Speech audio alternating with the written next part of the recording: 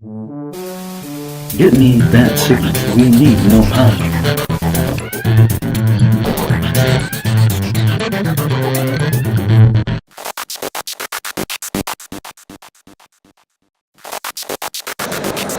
I'm here with Yeager from Mayfair Games, and we are sitting in Hall E at Gen Con. Mayfair's got a huge presence here. There's games everywhere going on, and you guys are all over the place. So what's going on with Mayfair at Gen Con? Sure. Well, Mayfair is one of the co-sponsors of the show, and so ultimately that gives us a lot of opportunity to have a lot of access to the show. So we have one of the largest dealer booths in the dealer's room, and we have 15,000 square feet here in Hall E for all of our events. So we try to fill it up. We do a pretty good job of it. We have a number of what we call our Mammoth games, which are carpet-sized, life-size walk-around, lots of big parts kind of games. Yes. We have our giant games, which are the small version, just tabletop oversized games. Right. And over 700 events beyond that, between the Mammoth games, the giant games, the regular board games, the Catan World Qualifying Tournament, which is going on right now, and our big charity event tonight, the Cones of Dunshire. So. Nice, very nice. What are some of the new releases that Mayfair is, making their first appearance at Gen Con? Sure. Well, our newest game that's pretty much debuting here is Villainy. It's a designer by the name of Nicholas Trayan, and it is a game where you envision yourself as a supervillain, but of course you're just starting out. So you have to build up your weapons and your henchmen. You have to start very small, knocking over mailboxes, before you can actually get enough villainy in you to take on the town's hero, Fantastiman. And the first person to defeat Fantastiman is the winner. Nice. How many players is it? It's 2 to 4 players, and it's a lot of fun. It's obviously very thematic, and it's also got a wonderful little thing for those people that like the magnetic poetry sort of thing, where you put different words together. We have a whole slew of adjectives and nouns, so that if you don't like the names on the villains that we've provided for you, you can create any kind of lurid name that your heart may desire for your villain. So it's a lot of fun. It's a really thematic game. It's got a really good reception at the show here. So we're pretty happy about that one. Nice. Now, what else have you brought on? Well, other newer releases are Bedpans and Broomsticks, which is a new game by Frederick Moyerson. It's a game where you are old people trying to escape a retirement community just to get outside. And it's an all versus one, so one player plays the doctors and nurses trying to keep you in. It's a game where there are some things that challenge you because you're old people. But on the other hand, the humor of the game is the fact that the old people are knocking out the nurses with mops and knocking down walls and trying to be very independent, free spirits on their way to try and find the exit and get out the door. So it's a lot of fun. Again, for those people that like Nuns on the Run, it's another opportunity to kind of have a game that's different, but sort of in that same vein of all versus one and trying to fight your way out of a maze. So that's certainly a newer release. And then beyond that, we have a couple of other newer ones that we had out earlier in the year for Origins, but Hot Tin Roof is certainly a new one for those people that like cats. Your cats bounding from rooftop to rooftop. I actually reviewed that one as a cat. Oh, very nice, very nice. Yeah, we have a new Steam expansion out for the people that are Steam fans. And so and of course, what's great about Gen Con, it's an opportunity for us to actually put all of our games out. So it's one of the times you actually get to see the full line of Mayfair Games. For those people that know us as Catan, or that onesie-twosie of the new releases as they come out, to see all of our games, all 90 to 100 of our products in print in one big spot is pretty amazing. We also, not to give them short shrift, of course, we have 2 Lookout games that are debuting at the show.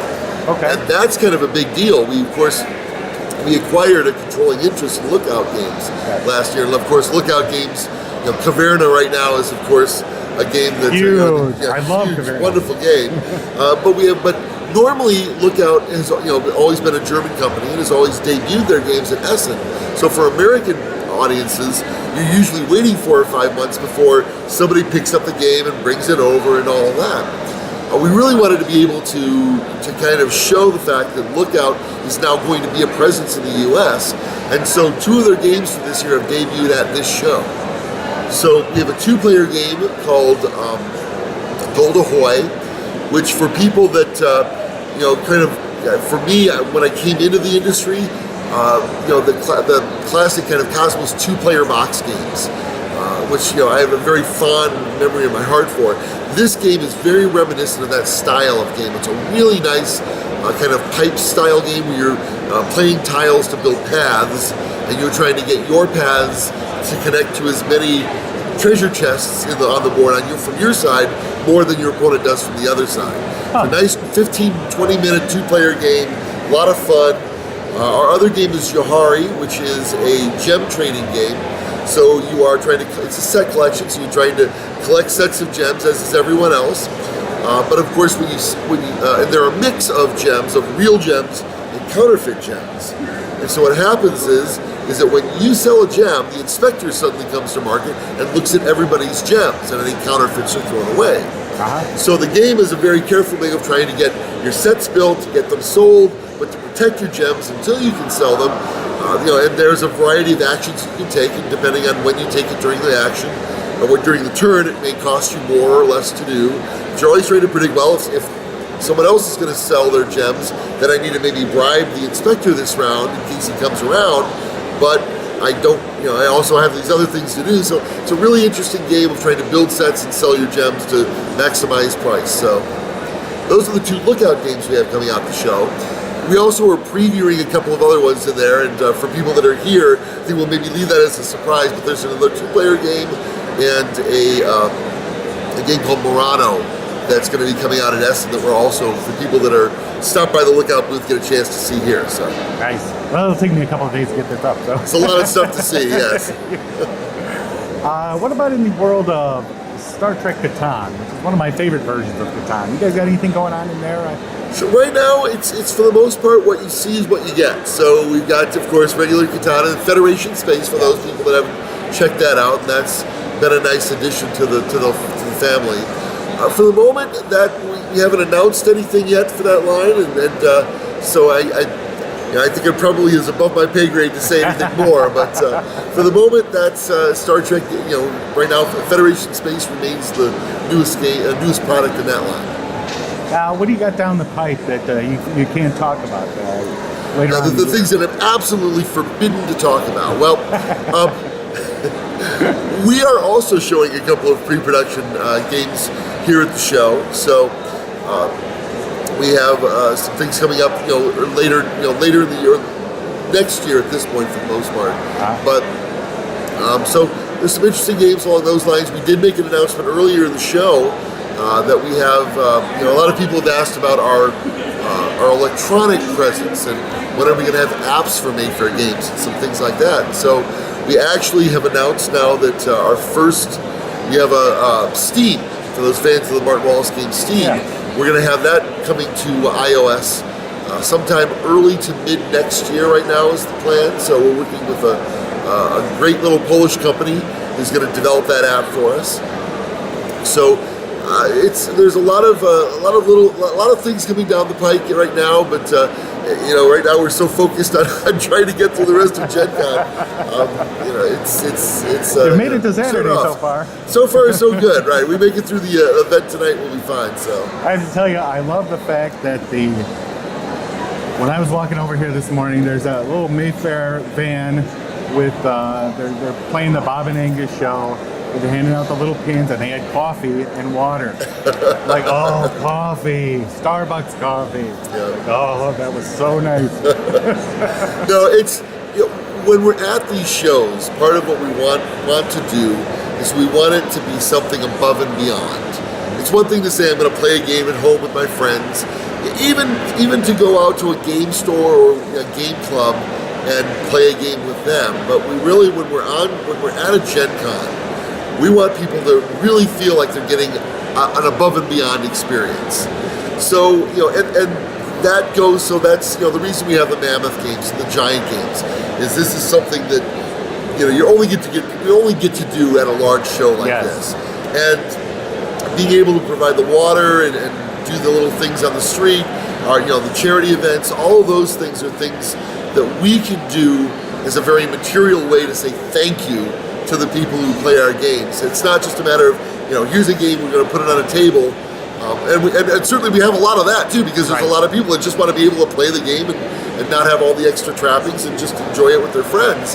But for those people that are looking for something a bit above and beyond, a little bit special, we want to treat them like they are something special, because for us, they're the reason we get to come here and do this. So, my mortgage is paid on the backs of people that love our games. And, the more I can say thank you to them, the more my mortgage gets paid. So that's a good thing. Now, and one final question is, I have to know.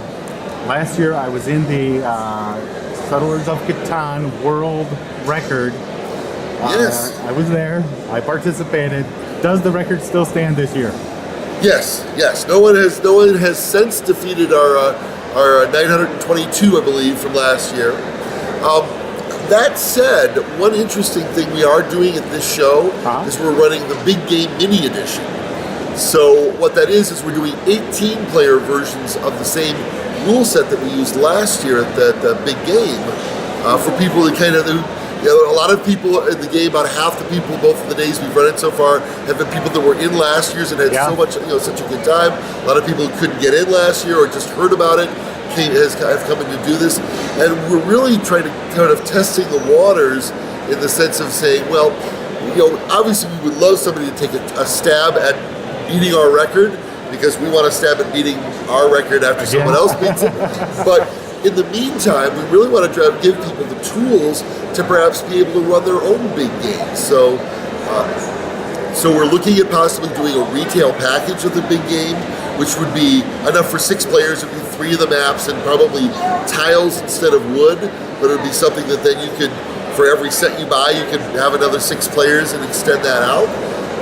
We really would like for some clubs or organizations, university game clubs, whatever the case may be, to kind of contact us and say, hey, we really would like to try and run a 120-person event.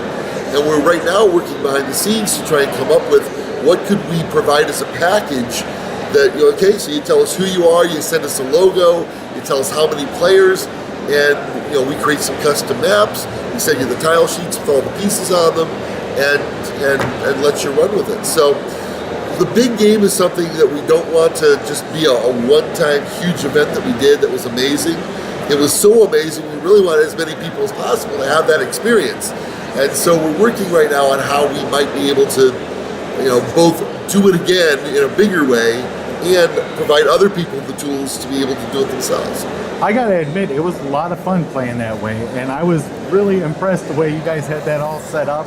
I mean, you had the guys with the walkie-talkie, because you have the one end and the other end has to know when it's wrapping around the tables. Right, and for people that aren't familiar with it, this is basically 922 people that played a single game of Catan, a single board.